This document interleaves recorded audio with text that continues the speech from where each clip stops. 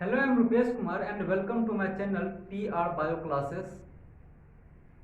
Students, सर्वप्रथम हम आपको 15 अगस्त की ढेर सारी शुभकामनाएं देना चाहते हैं। आपका जीवन ऊर्जा, उमंग, उत्साह से भरा रहे और आप पढ़ाई लिखाई कर कर एक बहुत बड़ा नागरिक बने इस देश का और इस देश और समाज का नाम रोशन करें। इसी आशा और विश्वास के साथ हम लोग आगे बढ़ें और अपनी पढ़ाई को भी कंटिन्यू करें। स्टूडेंट्स, हम लोग इससे जस्ट पिछला वीडियो में किंगडम फंजाई के लेक्चर 1 में हम लोगों ने कुछ जनरल कैरेक्टर्स ऑफ फंजाई के बारे में स्टडी किए थे। उसी स्टडी को आज हम लोग कंटिन्यू कर रहे हैं, यानी कि यह हमारा जो है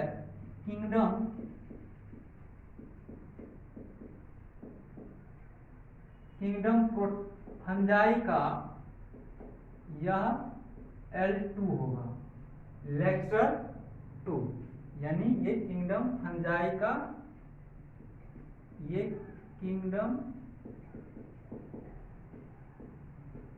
किंगडम फंजाई का लेक्चर 2 होगा। तो हम लोग इस सेशन में भी किंगडम फंजाई के जो कल वाला कैरेक्टर्स को हम लोग स्टडी किए थे उसी को थोड़ा सा आगे बढ़ाएंगे और उसी में थोड़ा और बेहतर जानेंगे, समझेंगे और उसको अंडरस्टैंड करेंगे। सर्वप्रथम हम लोग एक बार चेक कर लेते हैं कि हमारा जो फंजाई है उसका जो सेल टाइप होता है, इसका भी हम लोग चर्चा कर चुके थे कि यूकैरियोटिक होता है। सेल वॉल जो होता है वह हमारा प्रेजेंट होता है, लेकिन उसमें सेलुलोज नहीं होता है, यानी कि प्रेजेंट विदाउट सेलुलोज, ये बात था। उसके बाद इसका बॉडी ऑर्गेनाइजेशन जो है मल्टी सेलुलर होता है, फ्लूइड टिश्यू होता है। इसके बाद मोड ऑफ न्यूट्रिशन की जब बात आएगी तो इसका हेट्रोट्रोपिक मोड ऑफ न्यूट्रिशन ये फॉलो करते हैं। उसके बाद मोड ऑफ रिप्रोडक्शन का भी हम लोग चर्चा करेंगे।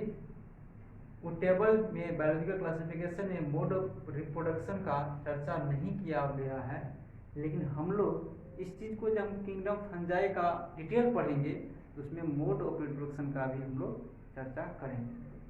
तो सेल टाइप में ये हम लोग बता चुके हैं, ये यूकैरियोटिक होता है। उसके बाद आज जो हम लोग इस चीज़ को कंटिन्यू करेंगे वह यह करेंगे, कल हम लोग चर्चा किए थे कि द फंजाई हैव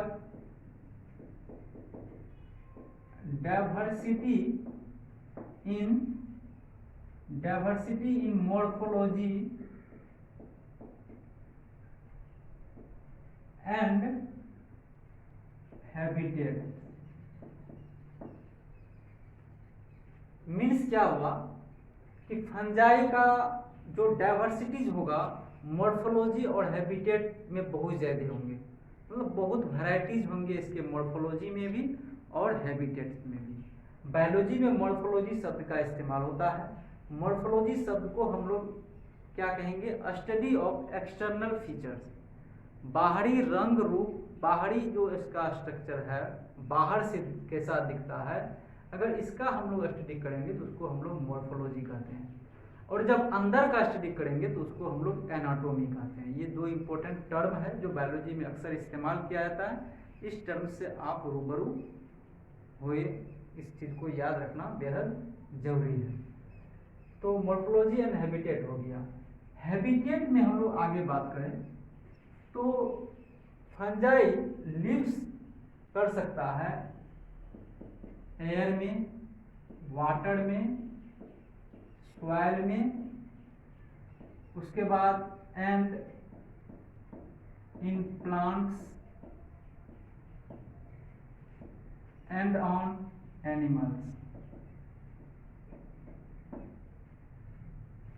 एयर में भी रह सकता है, वाटर में भी रह सकता है, सॉइल में भी रह सकता है, प्लांट्स में भी रह सकता है, प्लांट्स के ऊपर भी रह सकता है, आदमी में भी, जीव जंतु में भी यह रह सकता है एज ए पैरासाइटिक तौर पर।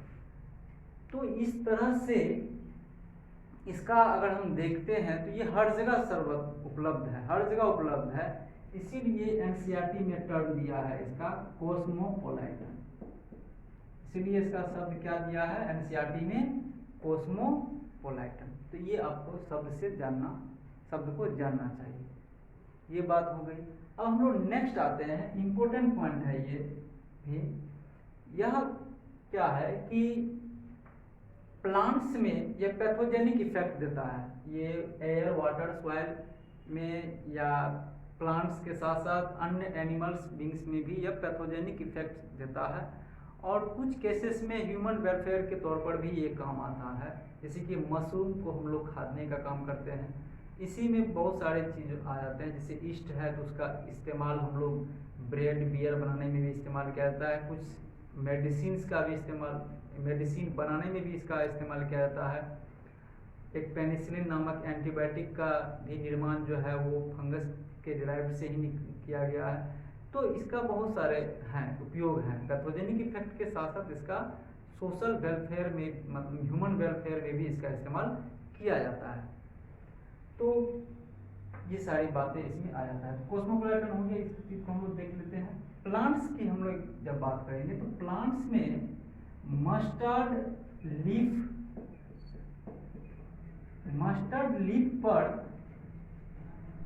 लीफ पर जब व्हाइट स्पॉट अगर मस्टर्ड लीफ पर आप व्हाइट स्पॉट देख रहे हैं तो वह due to presence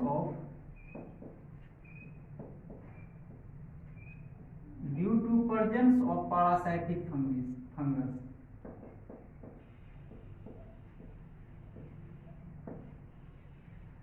mustard leaf पर अगर आप व्हाइट स्पॉट देख रहे हैं तो वह due to presence of parasitic fungus की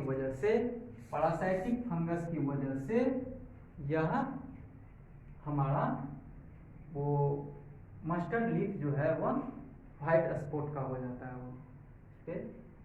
नेक्स्ट है कि हमारा ह्यूमन की जहां तक बात आएगी तो एक पेनिसिलिन नामक एंटीबायोटिक का निर्माण किया गया था। तो वह पेनिसिलम नोटेटम नामक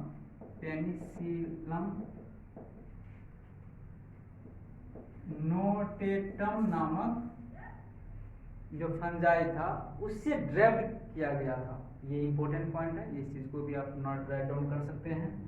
नेक्स्ट की हम बात करें तो ये ईस्ट जो है, ईस्ट हमारा यूनिसेलुलर फंजाई होते हैं, यूनिसेलुलर फंजाई है ये। इसका इस्तेमाल ब्रेड और बियर बनाने में किया जाता है। ये इंपॉर्टेंट पॉइंट है। तो इसका जहां तक मस्टर्ड लीफ की बात आएगी तो ये इसका पैथोजेनिक इफेक्ट हो गया। पेनिसिलिन इसका जो है एक गुड इफेक्ट है, इससे बहुत मेडिसिन बन रहे हैं, एंटीबायोटिक बन रहे हैं। उसके बाद ईस्ट से हम लोग जो यूनिसेलुलर फंजाई है इसका इस्तेमाल हम लोग ब्रेड बनाने में उपयोग कर रहे हैं। उसके बाद इसका एक और पैथोजेनिक इफेक्ट देख रहे हैं तो गेहूं में ये व्हीट रस्ट नामक डिजीज प्रोड्यूस करते हैं, जो पक्सिनिया फंगस है, पक्सिनिया ग्रामिनीज नाम का। तो वह व्हीट रस्ट काउजेस कर रहा है। इस तरह से इसका हम लोग जनरल कैरेक्टर्स को हम लोग देख रहे हैं किंगडम फंजाई का, जो इम्पोर्टेंट है। नेक्स्ट हम लोग बात कर लेते हैं कि एक क्वेश्चन दिया हुआ है एनसीईआरटी में कि हम लोग रेफ्रिजरेटर में क्यों अपने भोजन को रखते हैं, फ्रूट्स को रख देते हैं या कुछ और भी हमारा जो खान पान वाला चीज़ है उसको हम लोग रख देते हैं। क्यों रख देते हैं? हम लोग इसलिए रख देते हैं कि बहुत सारे जो बैक्टीरिया है, वायरस हैं या फिर फंजाई हैं, वह जो जिस टेम्परेचर, हमारे रूम टेम्परेचर पर वह ग्रो कर सकते हैं उसमें, और वो हमारे भोजन को डैमेज कर सकते हैं। तो उससे बचने के लिए हम लोग क्या करते हैं, उसको रेफ्रिजरेटर में रख देते हैं, जिससे क्या होता है कि जो रूम टेम्परेचर से काफ़ी उसमें लौ रहता है, जिससे कि उसमें जो है बैड इफेक्ट उसका नहीं जा पाता है और यह बैक्टीरिया, वायरस या फंजाई उसमें ग्रो नहीं कर सकता है। ये सब दिया हुआ है एनसीईआरटी में। ये इम्पोर्टेंट पॉइंट है और हो सकता है कि इस चीज़ को बोर्ड एग्जाम्स में भी पूछा जा सकता है। तो ये वो हम लोग जान चुके इस बात को कि रेफ्रिजरेटर में भोजन को क्यों रखते हैं, क्योंकि it is prevent from going to bad production of bacteria, virus and fungus. ये सब चीज़ के लिए बचने के लिए हम लोग उसमें रखते हैं। तो इससे यह बात साबित हुई, इससे थोड़ा सा एक चीज़ और हम लोग क्लियर कर लेते हैं कि हमारा जो फंगस है वो मोस्टली कहाँ पे ग्रोथ करता है, तो ये वार्म इन्वायरमेंट में, वार्म में एंड और ह्यूमिड प्लेस पर ये ज़्यादा ग्रो करता है। वार्म में भी और ह्यूमिड प्लेस, थोड़ा सा नमी युक्त वातावरण में यह क्या होगा, जल्द ग्रो करेगा। तो जब हमारा भोजन वगैरह सब घर में रखा रहता है तो एक हल्का वार्म तो रहता ही है, वार्म के साथ साथ उसमें नमी भी रहती है, जहाँ पे कि कोई भी फंगस जो है ग्रो हो सकता है, कोई भी बैक्टीरिया या पैथोजेनिक कोई भी ग्रो हो सकता है। तो उससे बचने के लिए हम अपने फूड मटेरियल्स को उसके अंदर रख देते हैं। अब ये बात आ गई, दूसरा जो इम्पोर्टेंट पॉइंट है यहाँ पे वह यह है कि अदर देन, अगर हम लोग फंजाई, ये ईस्ट को अगर हम लोग यूनिसेलुलर फंजाई को अगर हम लोग छोड़ दें, बाकी चीज़ों को हम लोग देखें, तो हमारा जो फंजाई है वह मल्टी सेलुलर है, फिलामेंटस भी है। तो फिलामेंटस है, फिलामेंटस मीन्स क्या है, इस चीज़ को भी हमको जानना पड़ेगा। तो फिलामेंटस मीन्स होता है कि एक थ्रेड लाइक स्ट्रक्चर है, थ्रेड लाइक स्ट्रक्चर जो आपका सिलेंडर होगा, पतला होगा, लंबा होगा, ये आपको ध्यान। फिलामेंटस मीन्स होता है थ्रेड लाइक स्ट्रक्चर जो लंबा होगा और पतला होगा। इस चीज़ को हम लोग थोड़ा सा फिगर के माध्यम से देख लें, यहाँ पे ऐसे करके ये पतला आप समझ लीजिए इसको, इस तरह का ये पतला का रहेगा, सिलेंडर रहेगा, तो वह थ्रेड लाइक स्ट्रक्चर भी है। तो इस तरह को हम लोग फिलामेंटस कहते हैं। तो ये फंजाई का ये कंसिस्ट करता है। इस चीज़ को हम लोग नेक्स्ट सेशन में देखेंगे। फिलहाल के लिए आज का हमारा ये फंजाई का लेक्चर 2 का हम लोग इस वीडियो में द एंड करते हैं। नेक्स्ट वीडियो में हम लोग देखेंगे आगे की इसकी क्या रूपरेखा है।